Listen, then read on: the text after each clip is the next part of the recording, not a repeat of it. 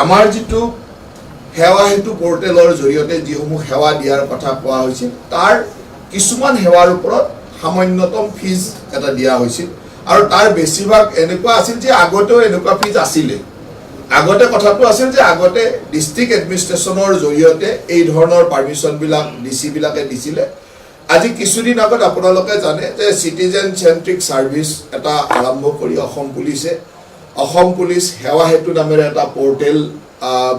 আৰম্ভ কৰিছিল যি পোৰ্টেলৰ জৰিয়তে আমি বিভিন্ন ধৰণৰ সেৱাৰ কাৰণে পাৰমিশন অনুমোদন ইত্যাদি পাৰমিশনটো ল'ব পাৰো এই অনুমোদনটো এনেকুৱা যে ইয়াত আপুনি যিকোনো সেৱা হেতুলৈকে গৈ অনলাইন আপুনি পোৰ্টেলত এপ্লাই কৰিলে হ'ল আৰু অনলাইন পোৰ্টেলতে আপুনি আহিব লাগে যাৰ ফলত ৰাইজৰ যথেষ্ট সহায় হয় ৰাইজে কতো যাব নালাগে কোনো অফিচলৈ যাব নালাগে নিজৰ ঘৰৰ পৰাই সেৱা ল'ব পাৰে ঠিক তেনেদৰে এই সেৱাসমূহ দিয়াৰ বিনিময়ত কেইটামান সেৱাৰ ওপৰত মাসুল দিয়া হৈছিল আৰু এই মাসুলটোকে অসমত কিছুমান মানুহে এনেকুৱা কৰে যে অসম চৰকাৰে কৰ আৰোপ কৰিলে কোনোবাই জিজিয়া কৰ বুলিও কৈ দিলে মানে কৰ আৰু মাসুল এই দুটাৰ পাৰ্থক্য বুজি পোৱা নাই যিকোনো এটা স্কুলত ফিজ লয় স্কুলখনটো চলি থাকে স্কুলৰ এডমিশন ফিজ লয় এইটো ফিজ এইটো মাসুল স্কুলতটো টেক্স নলগায় কোনোবাই টেক্স লগাবলৈ যে স্কুলত টেক্স লগাইছে এই ধৰণৰ যিটো বিভ্ৰান্তিকৰ কথা এই কথাটো আসলতে ঠিক হোৱা নাই আৰু কিছুমান ৰাজনৈতিক চিন্তা চৰ্চাত থকা মানুহে নিজৰ টাৱা হেকিবৰ কাৰণে এই ধৰণৰ বিভ্ৰান্তিৰ কথাটো কৈছে য'ত জনসাধাৰণকো বিপথে পৰিচালিত কৰাৰ চেষ্টা কৰিছে মই জনসাধাৰণৰ জ্ঞাতাৰ্থে স্পষ্ট ভাষাৰে কওঁ যে অসম চৰকাৰে প্ৰতিটো সময়ত ৰাইজৰ লগত আছে ৰাইজৰ সহায় সহযোগিতা ৰাইজক সেৱা আগবঢ়াবৰ কাৰণে চেষ্টা কৰিছে এই সিটিজেন চেন্ট্ৰিক যিটো পোৰ্টেল অসম পুলিচৰ সেৱা হেতু ইয়াৰ জৰিয়তে আমি যাতে সেৱাসমূহ সুলভ আৰু খুব সুন্দৰ কৰিব পাৰো আগতে কোনো এটা পাৰমিশন লবৰ কাৰণে এনওসি এখন লবৰ কাৰণে ডিসি অফিচত যাব লাগে পুলিচৰ পৰা ৰিপৰ্ট এনওসি ইত্যাদি বহু সময়ত আনকি ইয়াতকৈ বেছি মানে নজনাকৈ বেছি অহা যোৱাৰ খৰচা তাত কোনোবা মানুহৰ নামত ক'ৰবাত দুই এটা দুৰ্নীতি হৈ যায় এনেকুৱা ধৰণৰ খৰচাবিলাকো হৈ থকাৰ এটা পৰিৱেশ দেখা গৈছিল য'ত অসম চৰকাৰে তাক এটা ষ্ট্ৰীম লাইনিং কৰি সুন্দৰভাৱে এই সেৱা হেতুৰ জৰিয়তে পাৰমিশনবিলাক দিয়াৰ কথা কোৱা হৈছিল আৰু ইয়াত কিছুমান পাৰমিশন যদি দেখে যে ফটকা বিক্ৰীৰ পাৰমিশন এনওসি ল'ব লাগে বাৰ লাইসেন্সৰ এনওসি ল'ব লাগে এইবিলাক আগতেও মাসুল এটা লয় এই মাসুলবিলাক আগতে আপনি জানে যে ফটকা এখনৰ দোকান খুলিব গ'লে তাতে এটা ডিসি অফিচত এটা মাসুল লৈ পেলে পাৰমিশন দিয়ে যে ফটকা বিক্ৰীৰ কাৰণে এখন পাৰমিশন দিয়ে এনেকুৱা কিছুমান পাৰমিশন লওঁতে আগতে ডিসি অফিচৰ পৰা মানে জিলা আয়ুক্তৰ কাৰ্যালয়ৰ পৰা এইবিলাক অনুমোদন দিছিল আৰু তাত এটা সামান্য ফিজ লৈছিলে বা ফিজ এটা লৈছিলে ইয়াক মাত্ৰ আমাৰ সেৱা হেতুলৈকে আনি অসম পুলিচৰ সেৱা হেতুলৈকে আনি ইয়াক পাৰমিশনটো ঘৰতে বহি যাতে পাৰমিশন ল'ব পাৰে ঘৰতে বহি আবেদন কৰিছে ঘৰতে পাৰমিশন আহিছে আৰু তাৰ যিটো মাসুল এই মাসুলটো লয় ইয়াক মাসুলটো কৰ বুলি কোৱাটো এটো বহুত ডাঙৰ মানে ৰাইজক বিপথে পৰিচালিত কৰা কথা মাসুল কৰ হ'ব নোৱাৰে কৰ এটা বেলেগ বস্তু আৰু এই যিটো মাসুল এই মাসুলৰ পৰা অসম চৰকাৰে কিমান টকা পাব এই যিটো মাসুলৰ টকা গোটেই মিলাই যদি বছৰটোত পায় 4 কোটি 5 কোটি টকা whereas আমাৰ চৰকাৰে অকল সাংস্কৃতিক অনুষ্ঠানবিলাকক আগবঢ়াবৰ কাৰণে এই বছৰ প্ৰায় 50 কোটি টকা খৰচ কৰিছো আজি অসমৰ প্ৰতিখন বিহুলৈকে 1.5 লাখ টকা প্ৰতিখন ৰাখলৈকে 25,000 টকা ইয়াতো আমাৰ প্ৰায় 50 কোটি টকাতকৈ ওপৰত গৈছে আৰু গোটেই বছৰটোত যদি এই মাসুল আহে 4 কোটি 3 কোটি 5 কোটি টকা মানে ইয়াক লৈ যি ধৰণৰ এটা হৈছৈ লগাই দিলে আপোনালোকে জানে ইয়াৰ পৰা 200-300 টকা কৰবাত মাসুল দি লগাইছে এই মাসুলবিলাকক লৈ ইমান হৈছৈ কৰিব লগা কোনো কথা নাই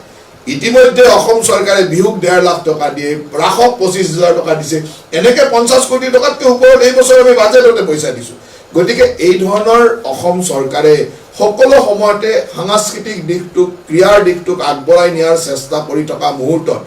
এই ধৰণৰ এটা অপপ্ৰচাৰ চলাই চৰকাৰখনৰ বিৰুদ্ধে কৰ কাটাল লগোৱা বুলি কোৱা এটা মাসুল সেৱাৰ বিপৰীতে এটা লোৱা মাসুল আৰু এই মাসুলবিলাকৰ বেছিভাগ মাসুলে আগৰ পৰা লৈ থকা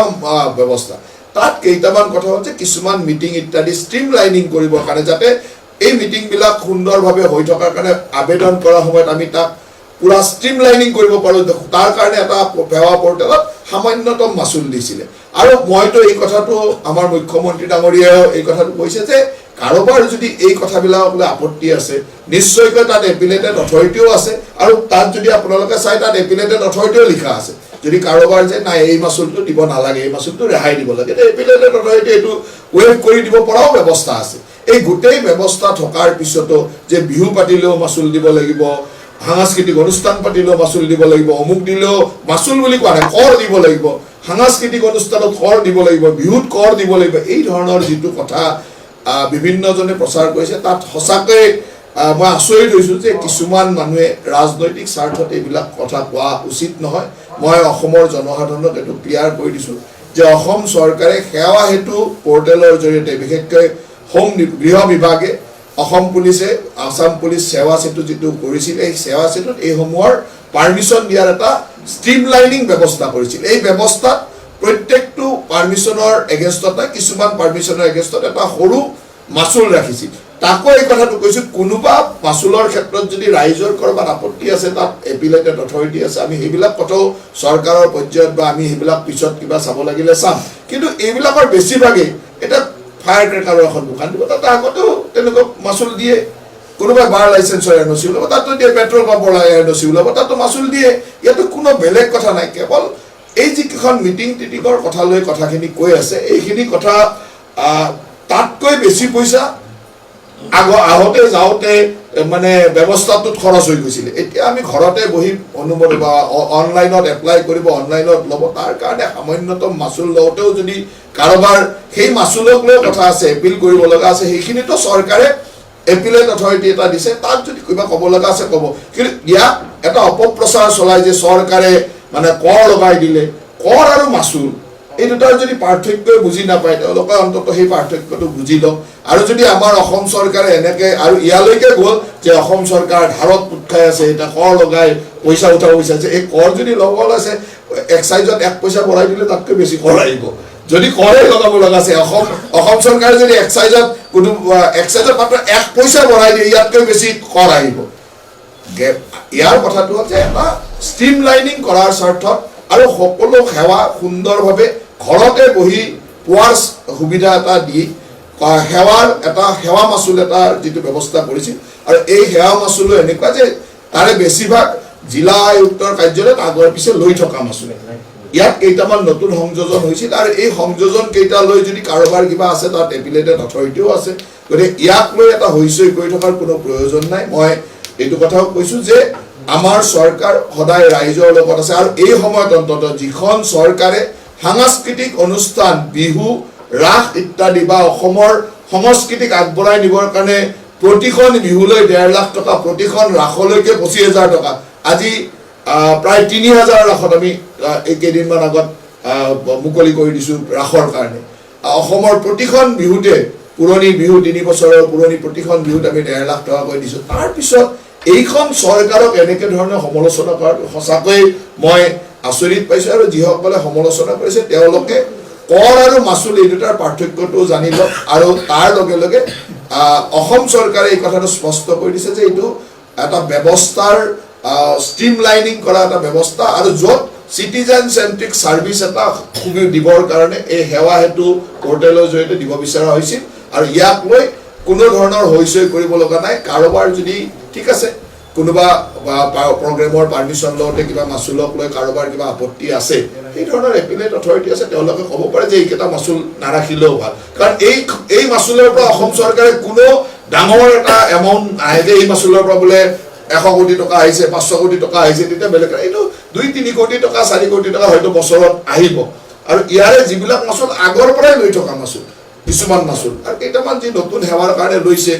অনলাইন চাৰ্ভিচ কৰি দিছে, পৰ্টেলত দিছে, সা সুবিধা পাইছে, ঘৰত বহি পাৰ্মিশ্যন ল'ব পাৰিব, তাৰ কাৰণে মাচুল দিয়াটো যদি কাৰোবাৰ কিবা আপত্তি আছে, সেইখিনি আমাক চৰকাৰক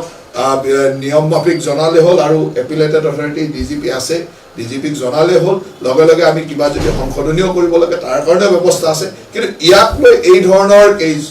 কেইটামান ৰাজনৈতিক দলে আৰু কেইটামান সংগঠনে যি ধৰণৰ হৈচৈ কৰিছে, তেওঁলোকৰ জ্ঞাতাৰ্থে জনাই থওঁ যে এয়া কোনো এনেকুৱা ব্যৱস্থা নহয় যে ইয়াত কিবা কৰ লগোৱা হৈছে। এই ধৰণৰ কথাবিলাক মানে নোকোৱাকৈ থাকি অন্ততঃ চৰকাৰখনৰ সাংস্কৃতিক অনুষ্ঠান, অসমৰ সভ্যতা সংস্কৃতি, অসমৰ সামাজিক ব্যৱস্থাটোৰ ওপৰত চৰকাৰখনে যি ধৰণে কাম কৰিছে তাক প্ৰশংসা কৰিব এৰি তাক ওলোটাই মানে এই ধৰণৰ কথা কোৱাটো আচলতে চৰকাৰখনক বুজি নোপোৱাকৈ কোৱা যেন লাগে আৰু সেইকাৰণে মই সকলোকে এই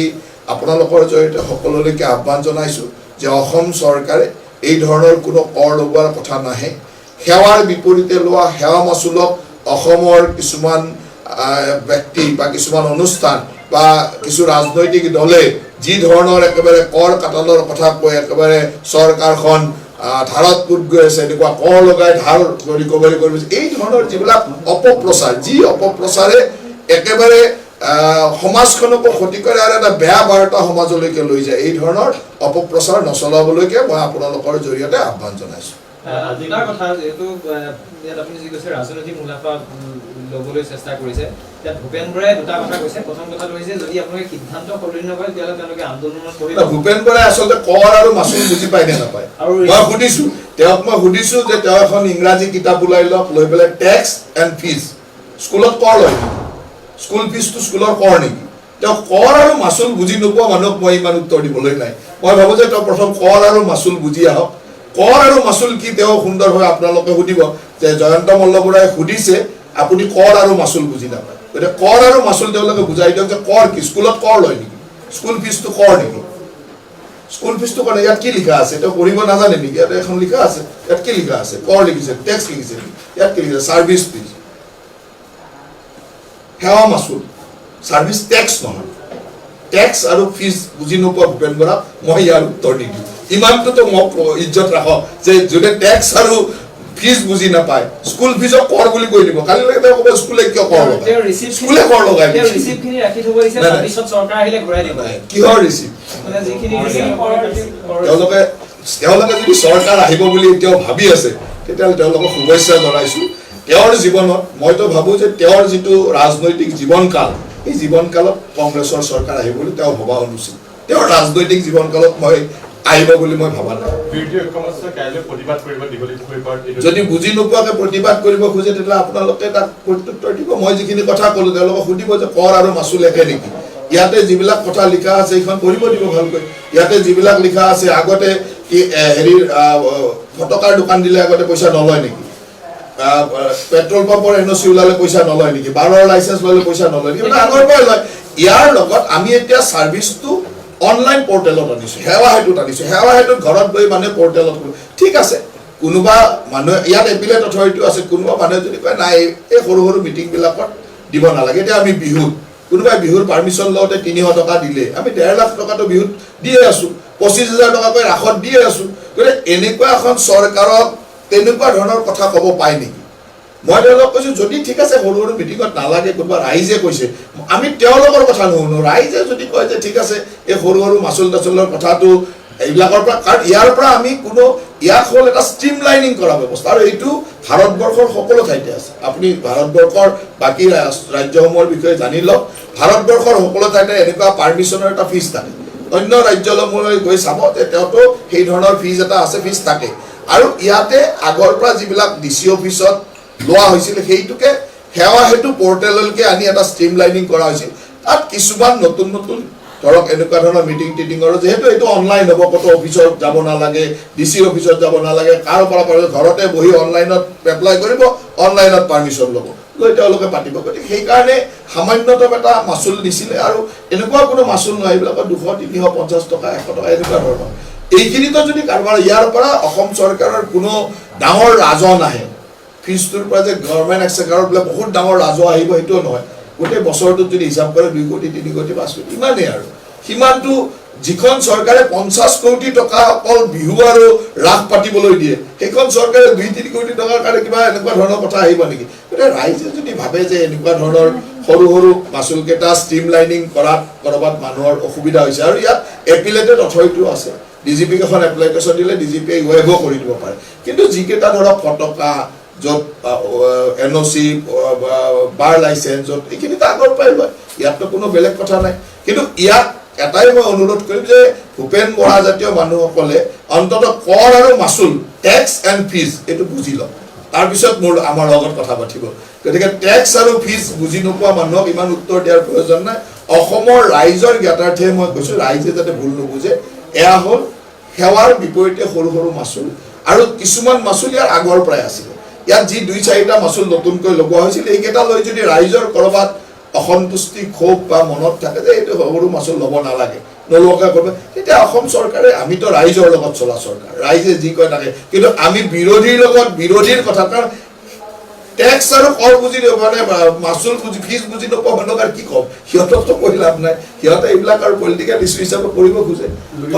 লৰিজ্যোতি গগৈ কৈছে যে চামুচেৰে দি জেচিবিৰে লৈ গৈছে আমি হলো মানে ট্ৰাকেৰে দি দিওঁ ৰাইজক আৰু কেতিয়াবা অকণমান যিটো ৰাজহ হিচাপে চলাবৰ কাৰণে লাগে তেতিয়া এনে ৰাইজক সেৱা কৰি তাৰ পৰা অকণমান বালি লৈ মূৰত আশীৰ্বাদ লওঁ আমি হ'ল ট্ৰাকেৰে নি দি দিওঁ ৰাইজক দি উঠি ৰাইজৰ আশীৰ্বাদ ল'বৰ কাৰণে অকণমান যে তাৰ পৰা লৈ চৰণৰ ধূলি লৈ এইটো চৰণৰ ধূলি শিৰত লওঁ যাতে ৰাইজৰ আশীৰ্বাদটো থাকে এতিয়া তেওঁলোকে বুজিব লাগিব যিখন চৰকাৰে 50 কোটি টকা বিহু আৰু ৰাস পাতিব দিয়ে সেইখন চৰকাৰে 300 টকা বিহুৰ পৰা বা ৰাসৰ পৰা ল'লে কি মিনিং কৰে এইটোতো চৰণৰ ধূলি শিৰত লৈ আশীৰ্বাদ লওঁ যাতে ৰাইজৰ চৰণৰ ধূলি সদায় আমাৰ ওচৰত থাকে ফ্লাইবিকৰ কথাটো এনেকুৱা তেওঁলোকে যদিও কিবা অপাৰেশ্যনেল ছাৰ্ভিচ বুলি কৈছে কোনোবাই তেওঁলোকৰ ফাইনেন্সিয়েল ক্ৰাইচিছ বুলিও ক'ব খোজে এতিয়া মই তেওঁলোকৰ ভিতৰুৱা কথা নাজানো তেওঁলোকৰ আমাৰ উড়ান আৰু নন উড়ান দুইটাতে আমাৰ ফ্লাইবিক চলি আছিলে গতিকে এইটো সেৱা বন্ধ হোৱাৰ কাৰণে আমাৰ য'ত উড়ান ছাৰ্ভিচ আছিল তাতো অসুবিধা হৈছে য'ত নন উড়ানত আমি অসম টুৰিজিমে কিছুমান নন উড়ানৰ ছাৰ্ভিচ চেক্টৰটো চলাই আছিলোঁ যেনেকৈ ডিব্ৰুগড় শিলচৰ এইবিলাকত অলপ অসুবিধা হৈছে গতিকে আমি বেলেগ কোম্পানী ল'ব লাগিব ফ্লাইবিক কাৰণ এইটোতো আমাৰ মানে যোন কোম্পানীয়ে য'ত লয় সেই মানে এয়াৰলাইন্স কোম্পানী হিচাপে তেওঁলোকে কোনোবাই কয় বেংক্ৰাপ্টচি হৈছে কোনোবাই কয় যে তেওঁলোকৰ অপাৰেশ্যনেল কিবা হৈছে ভিতৰুৱা কথা ময়ো নাজানো কিন্তু তেওঁলোকৰ সেৱাটো বন্ধ হৈ আছে য'ত ফ্লাইবিকৰ সেৱা আছিলে উড়ান চেক্টৰত আমাৰ ধুবুৰী আমাৰ উড়ান চেক্টৰৰ সেৱা আছিল নন উড়ান চেক্টৰত আমাৰ ফ্লাইবিকৰ ডিব্ৰুগড় আৰু শিলচৰত আছিল গতিকে আমি বেলেগ কোম্পানীয়ে ল'ব লাগিব বেলেগ কোম্পানী টেণ্ডাৰ অলৰেডি আমি কৰিম তেনেকৈ বেলেগ কোম্পানী আমি কোনো ৰাজসাহায্য নিদিওঁ আমাৰ উড়ান আৰু নন উড়ানৰ চিষ্টেমটো হ'ল যে তেওঁলোকে যেতিয়া ফ্লাইট চলায় তাৰে এটা পইচা তেওঁলোকে চৰকাৰৰ পৰা লয় যিখিনি ৰাইজক ছাবচিডি হিচাপে দিয়ে ইয়াত আগতীয়াকৈ কোনো একো নিদিয়ে এতিয়া শিলচৰ আৰু ডিব্ৰুগড়ত আমাৰ নন উড়ান চেক্টৰত তেওঁলোকে ফ্লাইট চলাই উঠি তেওঁলোকে কম দামত টিকটটো দিয়ে তাৰ যিটো গেপ ভায়াবিলিটি গেপ ফাণ্ডিং সেইটো আমাৰ ওচৰত ক্লেইম কৰে চলোৱাৰ পিছতে তাত ৰাজসাহায্যটো এনেকুৱা নহয় যে আগতে লৈ গ'ল কোনোবাই লৈ যাব এনেকুৱা নহয় লৈ যাব নোৱাৰে কাৰণ তেওঁলোকে ফ্লাইট চলাই উঠি তেওঁলোকৰ যিটো gap funding viability gap funding বুলি কয় VGFটো আমি দিওঁ ধৰক এনে টিকটৰ দাম 5,000 হ'লে তেওঁলোকৰ পোচায় কিন্তু তেওঁলোকে 2,000ত দি আছে এই 3,000ৰ যিটো গেপ এই গেপ ফাণ্ডিংটো আমি চৰকাৰে কৰি দিওঁ যাতে ৰাইজে কম পইচাত টিকট পায় ডিব্ৰুগড় আৰু শিলচৰত এই গেপ ফাণ্ডিংটো আমি কৰি আছিলোঁ অসম চৰকাৰৰ পৰা ঠিক তেনে উড়ান চেক্টৰতো যিবিলাক আছিল যেনেকৈ উড়ান চেক্টৰত আমাৰ ধুবুৰী আছিল লখিমপুৰ আছিল এনেকৈ উড়ান চেক্টৰত চেণ্ট্ৰেল গভৰ্ণমেণ্টে কৰি আছিলে গতিকে দুইটা য'ত ফ্লাইবিকৰ ফ্লাইট চলিছিল তাত এই অসুবিধাটো হৈছে আজি এসপ্তাহ 10 দিনমানৰ পৰা বন্ধ হৈ আছে এটা আমি নতুন কোনোবা কোম্পানী ল'ব লাগিব যোন কোম্পানী ইয়াত চলাবলৈ আগ্ৰহ প্ৰকাশ কৰে যিহেতু আৰক্ষীসকলক আইন শৃংখলা যি দায়িত্ব দিয়া আছে তেনেস্থলত যদি কৰ দায়িত্ব দিয়ে কৰ সংগ্ৰহ কৰে কোনো উল্লেখ নাই যে আৰক্ষীসকলে কৰ দায়িত্ব গ্ৰহণ কৰিব তাৰমানে ইয়াত কোনো কৰ সংগ্ৰহ মই এই কথাটোৱে বুজি পালে আপুনিও মানে কৰলৈকে গুচি গৈছে এইটো হ'ল ফিজ এইটো কৰ নহয় এইটো মানে আপুনিও জানিব যে এইটো ফিজ ইয়াত কোনো ক'তো যাব লগা নাই আৰক্ষীৰ ওচৰলৈ যাব লগা নাই অসম চৰকাৰৰ যিটো আসাম পুলিচ সেৱা হেতু বুলি পৰ্টেল আছে এই পৰ্টেলটো অন কৰিলে এই ছাৰ্ভিচবিলাক ল'বৰ কাৰণে পাৰ্মিশ্যন ল'বৰ কাৰণে আহে তাত আপুনি এপ্লাই কৰিলে যে মই অমুকত এইটো কৰিব খোজোঁ তেতিয়া অনলাইনে যি ফিজ দিব লাগিব এইটো অনলাইনে পেমেণ্ট কৰে পুলিচৰ ওচৰতো কাৰো ওচৰত যাব লাগিব অনলাইন হ'লেও গৃহ বিভাগৰ মানে এটা এডিশ্যনেল এটা ডিউটি হ'ব নেকি নহয় এইটো গৃহ বিভাগৰ নাই আগতে কি হ'ল এই কেইটামান সেৱা হেতু যিটো পৰ্টেলৰ কাম ইয়াৰ কিছুমান বস্তু DC অফিচত কৰিছিল যাৰ কাৰণে কি হয় DC অফিচত কেতিয়াবা মানুহ যায় কৰবাত তাত আমি দুৰ্নীতিৰো খবৰ পাওঁ যে পাৰ্মিশ্যন দিয়াৰ নামত টকা পইচা লৈ 10 দিন ঘূৰাই বহুত মানুহ অহা যোৱা কৰি থাকিব লাগে পাৰ্মিশ্যনটো নাপায় 10 দিন এতিয়া কোনো ক'তো যাব লগা নাই যেনেকৈ আমি চিটিজেন চেণ্ট্ৰিক ছাৰ্ভিচ বুলি যিটো কওঁ আমি যেনেকৈ ঘৰত গৈ আজিকালি লাৰ্ণাৰ লাইচেঞ্চ ল'ব পাৰোঁ আমাৰ DTOৰ টেক্স দিব পাৰোঁ অমুক কৰিব সেই ধৰণৰ এটা ছাৰ্ভিচ অসম পুলিচৰ সেৱা হেতুৰ জৰিয়তে দিছে এই ছাৰ্ভিচবিলাক ইয়াতে এইকেইটা ছাৰ্ভিচ বুলি না আৰু বহুত ছাৰ্ভিচ পায় মেক্সিমাম ছাৰ্ভিচে ফ্ৰী আপুনি অনলাইনত এপ্লাই কৰিলে অনলাইনতে আপুনি পাৰ্মিশ্যন পালে ইয়াৰে এই মাচুলখিনি আগতেও লোৱা আগতে ইয়াতে লৈছিলে আগতে ডিচি অফিচবিলাকত লৈছিল যেনেকে আপুনি ফায়াৰ আপোনালোকে যিসকলে জানে যে দুৰ্গা পূজা কি দেৱালী আহিল ফটকাৰ দোকান এখন দিবলৈ তাত পাৰ্মিশ্যন লয় দোকান এখন দিবৰ কাৰণে 2000 বা 5000 টকা তাতে লয় তেনেকুৱা এটা চিষ্টেম আছিলে আগতে কেৱল এভৰি ডিষ্ট্ৰিক্টত ডিষ্ট্ৰিক্ট কালেক্টৰ বা মানে ডেপুটি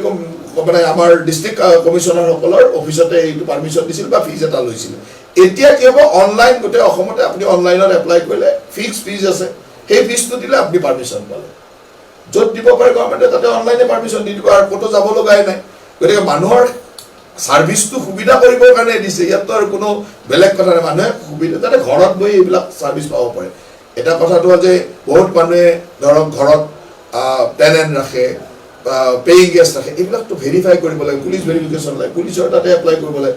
এই ভেৰিফিকেশ্যনবিলাক কৰিলে পুলিচজন তেওঁৰ ঘৰত আহিবলৈ এটা সেৱা যেটো দিব এই সেৱাৰ বিনিময়ত এটা মাচুল লয় আৰু এইটো গোটেই ভাৰতবৰ্ষতে সকলো ৰাজ্যতে এনেকুৱা ধৰণৰ গৃহ বিভাগে যিবিলাক সেৱা দিয়ে এই সেৱাৰ বিপৰীতে এটা সৰু মাচুল লয় আৰু এই মাচুলটোৰ পৰা কোনো গভৰ্ণমেণ্ট এক্সেকাৰত বহুত টকা আহে এনেকুৱাও নহয় যে আজি এখন বিহুতে ধৰক 300 টকা তেওঁ দি এপ্লাই কৰিলে এটা বিহুখনততো পুলিচ যাব লাগিব তাত সাৰ্ভিস দিব লাগিব তাততো যিমান পুলিচ গৈ সাৰ্ভিস দিয়ে তেওঁলোকৰ কিবা তাৰ পৰা কিবা ডাঙৰ